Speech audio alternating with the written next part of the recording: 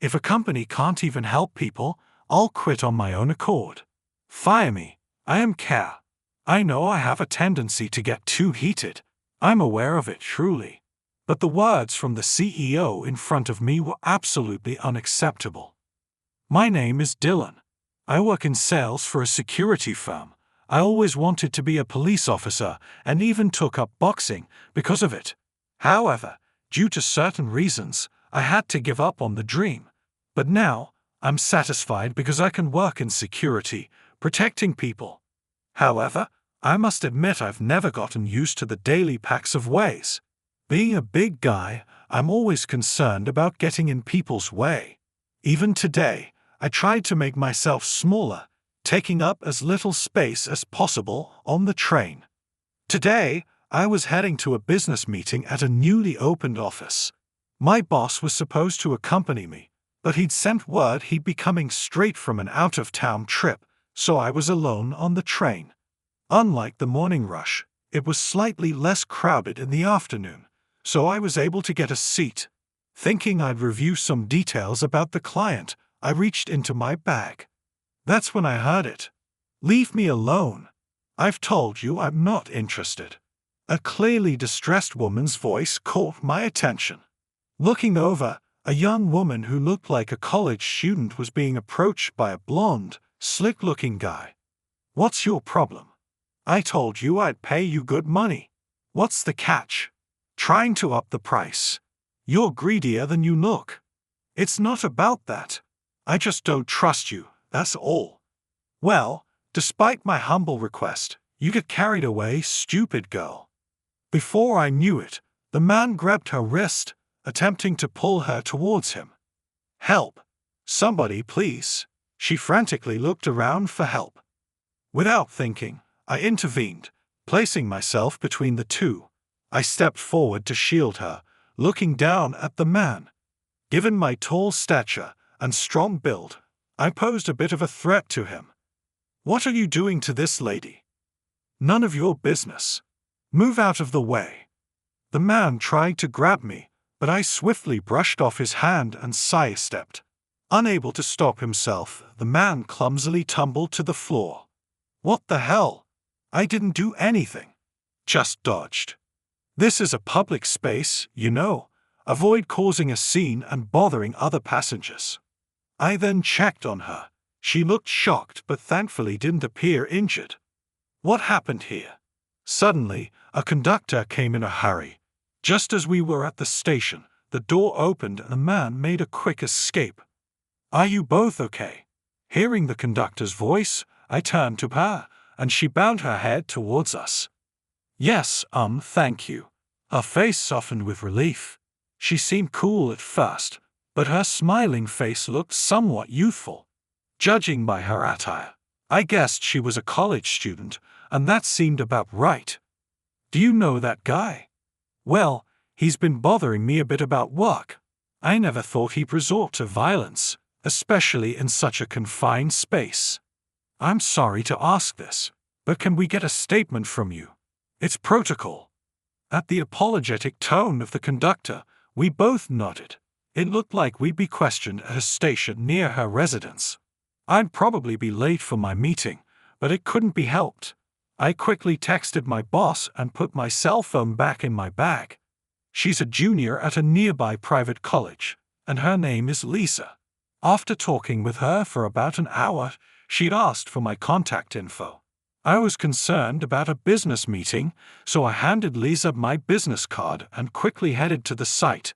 By the time I reached the client, the meeting had already ended. My boss gave me an earful, but I was content that I could help someone. I hadn't given much thought to what would happen next. The next morning, as I got off the train and passed through the turnstile, there was Lisa. We made eye contact, and I nodded an acknowledgement. She approached me. "Good morning, Dylan. Thank you for yesterday." "Oh, good morning. Everything okay after that?" "Yes, I got home safely. There's something I want to tell you about that, okay? There's something I want to tell you about.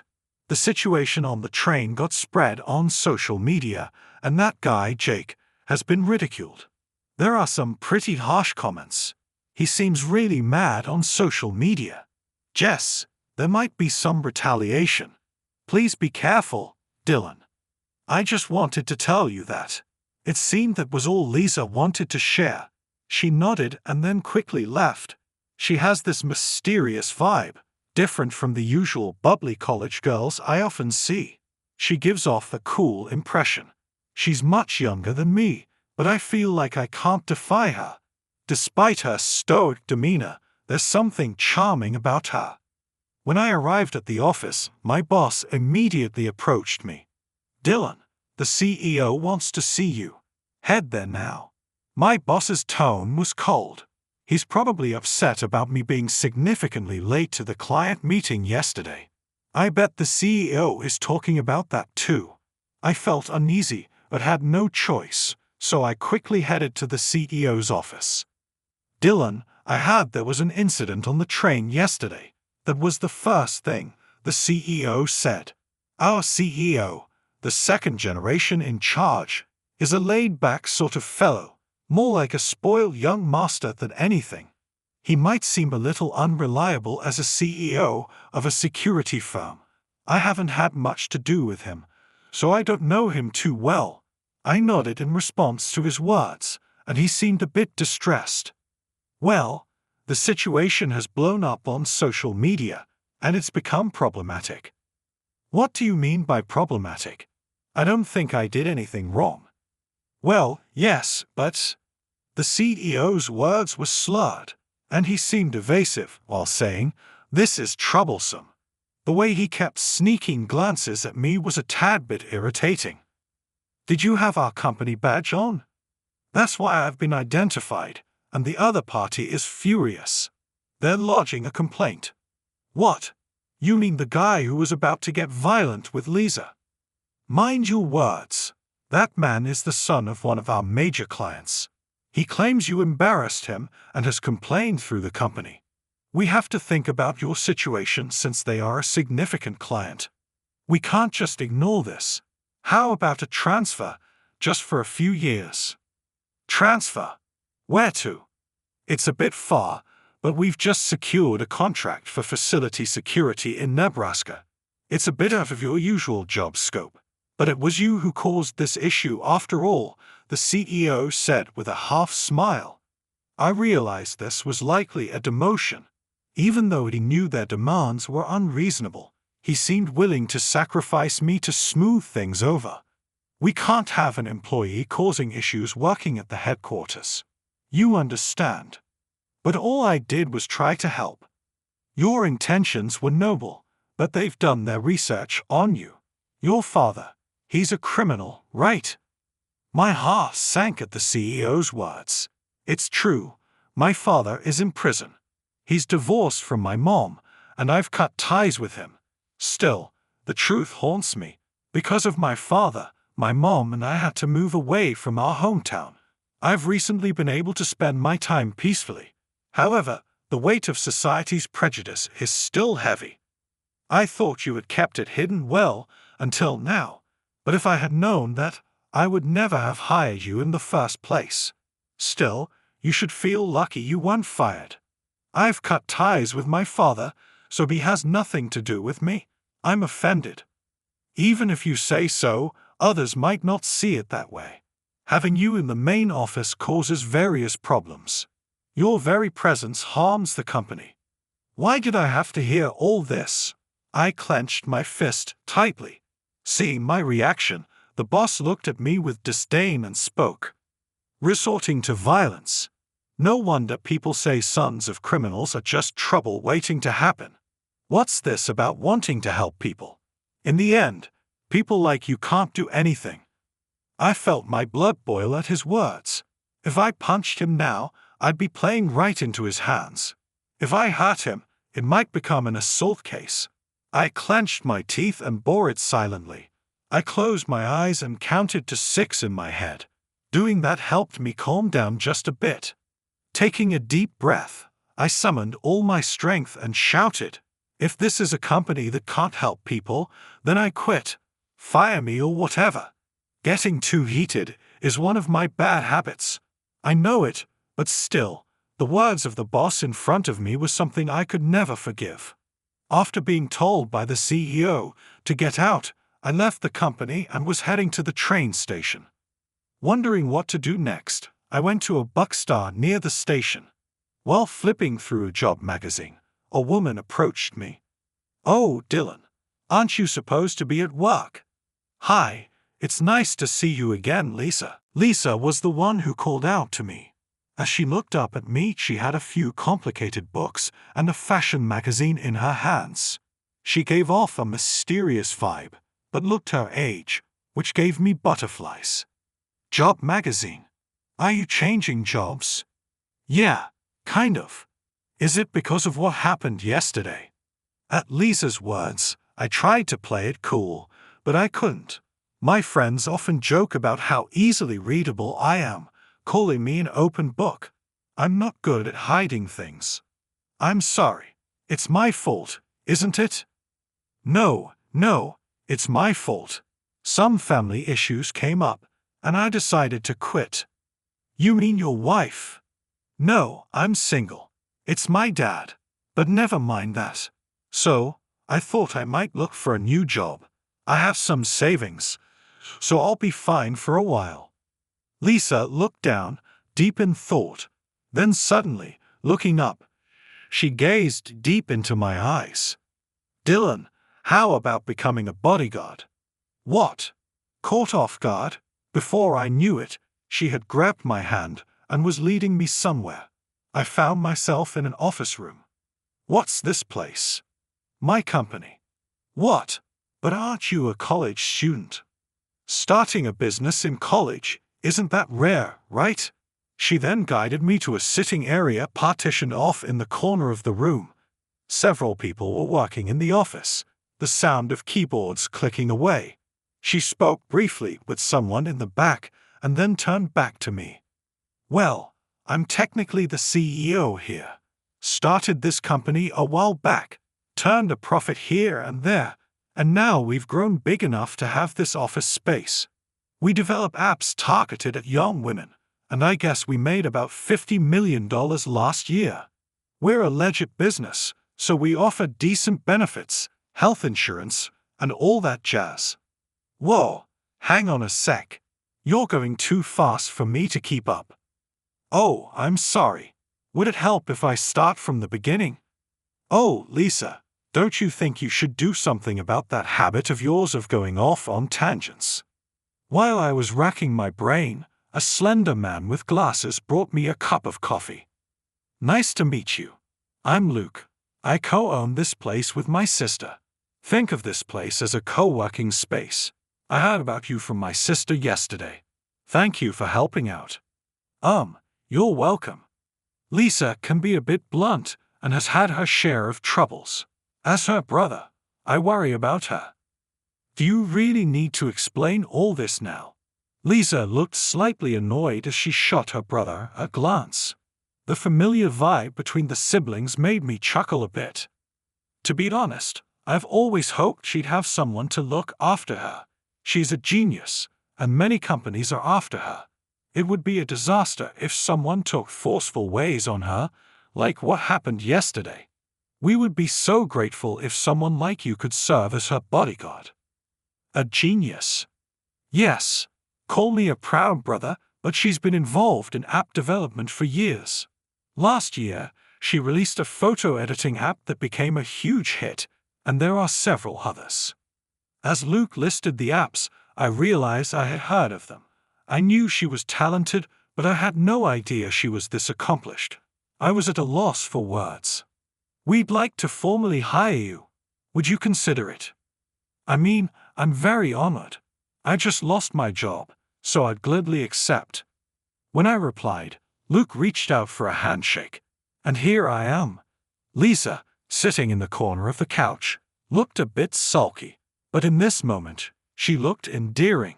We then discussed how I would operate as Lisa's bodyguard.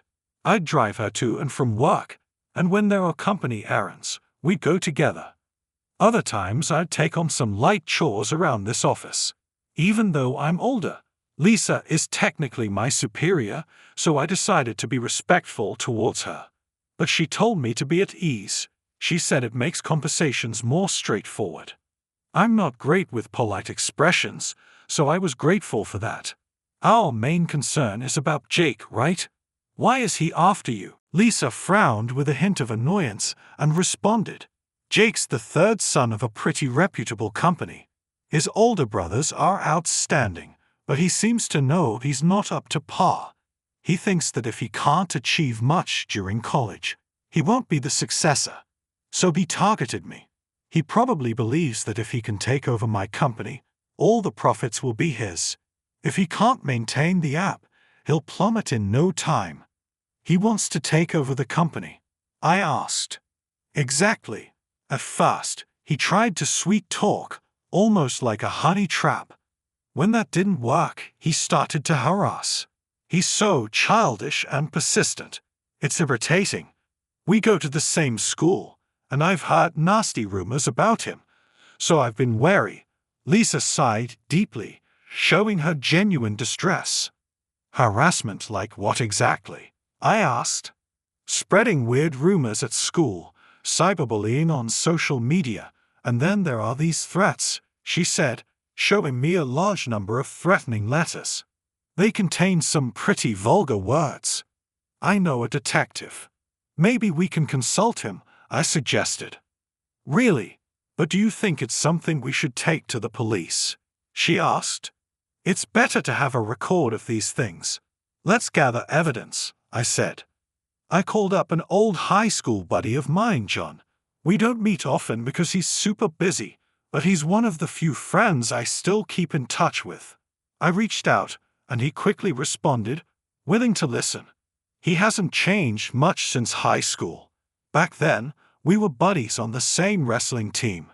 It felt nostalgic, but there was no time for reminiscing. This is the threatening letter. There's a lot. It comes to the office almost daily, but this alone might not be enough. It would be good if we can pin the cyberbullying on him, but if he's using multiple fake accounts, it's going to be tough, John said. Is that so? He almost assaulted her, you know. Isn't that enough? I asked. Almost isn't good enough. If I hadn't stepped in. Well, if you hadn't stepped in back there, who knows what would have happened to her? Isn't that just hindsight? You didn't do anything wrong, John said with a chuckle. His words felt like a lifeline. I realize I've been unknowingly bothered about losing my job because of that incident. Lisa smiled at me too. Exactly. I might have gotten punched and hurt, and thanks to Dylan, I was safe. I'm truly grateful. Thanks, both of you, she said. As I spoke, they both nodded in agreement. By the way, there's a strange rumor about Jake. Can we discuss it? Lisa asked as she pulled out a file from her bag. It was something I'd never seen before, and I tilted my head curiously. I was being consulted by my friend. Could you take a look at this? The document Lisa presented contained a pamphlet from some company and a printed screenshot of a cell phone display. John's expression changed dramatically as he went through it. Lisa, can you gather more evidence? This is a serious crime, he said. His earlier gentle smile was now gone. His eyes blazed with intensity, resembling a detective chasing a criminal. Lisa, unafraid of John's intensity, smirked confidently. Of course. Leave it to me, she said. Some days later, I found myself at a local diner eating pancakes alone. The pancakes, topped with whipped cream, may not have seemed like my style, but hey, I liked them. Sipping my hot chocolate, I strained my ears to catch every word from the conversation between the man and woman behind me. So, Lisa finally coming around? The man asked. Sometimes it's better to delegate than do everything yourself. I wanted to tell you that I've been wanting to introduce you to trustworthy people to collaborate with in your business, the woman replied. Thank you. I'm curious to know more. I'm also interested in your other ventures, the man said. Other ventures? The woman asked. Yes, A friend told me I have a lot of things I want. You know, I would like some more money. Hi, I get you, no worries. It seems like she got his attention. I had heard Jake attended the same university as Lisa. I thought he was smart, but perhaps I overestimated him. Jake, with his flamboyant looks, handed Lisa a green pamphlet while talking smoothly. It was the same one John had seen at the police station. Jake's voice became noticeably quieter and more discreet. I've got this business where we call various speakers for seminars, kind of like study sessions. There's an initial membership fee, but if you introduce friends, you get some cash back. And don't worry, it's not some weird cult or something. We don't push products on you. The very fact he had to clarify it wasn't some weird cult was suspicious. I wondered if what he was doing was even legal.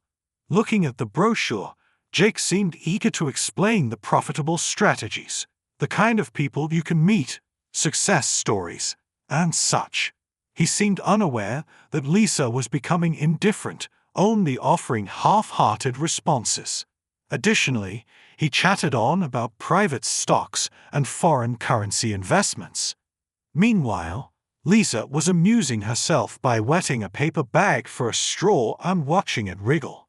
Either Jake didn't notice, or something was off with him. So, what do you say, Lisa? Will you join? Do you have any videos or something about the seminar? Send me the link. I'd like to see it before deciding. I'm considering it though, seriously. I'll send it right now. Jake was in a good mood and operating his phone. Soon enough, a notification sound indicated that a video had been shared in the group chat between Lisa, John, and me. The seminar's content was very sketchy. Hell, you're Jake, right? Suddenly, a soft, tenor voice broke the silence. With a friendly smile, John and another detective appeared next to where Lisa and Jake were seated. We'd like to have a word with you. Mind accompanying us? John reached into his pocket, flashing his police badge. You seem to have had quite an interesting conversation earlier. We'd love to hear more. What? How could it be you? Jake seemed suspicious of the undisturbed Lisa, or had noticed something. In no time, his face turned red, and he lunged at her. I instinctively moved and slid myself between Lisa and Jake. Jake's fist hit my cheek, but it was just a slight jolt and not really painful. Such a loosely thrown punch had no effect. I stared into Jake's eyes and smirked. He let out a pitiful squeak and tried to pull his right hand away, but I firmly grasped his wrist. Ah, you're that guy from... Yeah, I'm the one who lost my job because of you. Whoa, why? I'm Lisa's bodyguard now, so you punched me, huh? That's right. Arrested on the spot for assault. Maybe I'll take my time hearing about the other stuff. Ready for what's coming. One would let their guard down with Chan's gentle demeanor, but he's dozens of times scarier and stronger than me. Being glared at by him, it seemed Jake lost all will to resist. Man, there was no need for you, a civilian, to get punched. If I had been the one, we could have charged him with obstructing an officer. I messed up, sorry. Ha, just kidding. Honestly, you helped. I bet we can now trace back to all the culprits. It's amazing no more victims were hurt. It's thanks to you. Saying that, John raised his right hand and straightened his back. He saluted me, giving his respects. John knew the reason I couldn't become a cop. We had promised to pursue it together, but it didn't come true, and he knew the bitterness I felt. Still, the fact that he remained a friend meant everything to me. My father was deceived by someone and got arrested. He had unknowingly become a courier for a particular crime. Being ignorant is almost as if it's a crime, and he couldn't just excuse himself by saying he didn't know. Even now, he's regretting his past behind bars. I knew that police departments look into the criminal history of family members, so believing I couldn't pass with my father in jail, I never tried. It's my life's only regret. Having turned 30, I can't become a cop anymore, and yet John saluted me with such respect. I was touched by his gesture and bowed my head in gratitude. "Thank you," John said. Then he climbed into a squad car and drove away. Some time later, news broke about the arrest of a large scam group. From college students to working adults, many had fallen into their web of deceit. There was a surge in the number of victims, especially among college students, and helplines were broadcasted on TV. As for me, I'm working as a bodyguard in Lisa's company, but hardly anyone causes trouble like Jake did. I've mostly been tidying up the office today. The window panes are gleaming, the floor is shiny, and I even wiped down the guest sofa. Lately, I've taken a liking to cleaning and even watched cleaning tutorials on YouTube after work hours.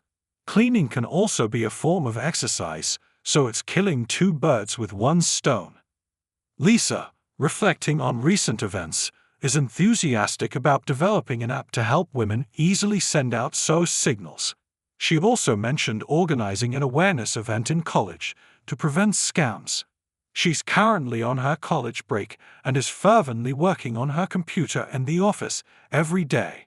I have no idea what she's doing, but I believe she's creating something fantastic. Since then, I've realized that there are as many forms of justice as there are people. Becoming a cop and catching bad guys isn't the only way to protect people. Like Lisa, developing tools for self-defense or raising awareness to avoid scams is also protecting people. Protecting her and creating a safe workspace also contributes to that goal. In my own way, in my own place, I'll uphold my sense of justice. With that in mind, today too, I'll enjoy my cleaning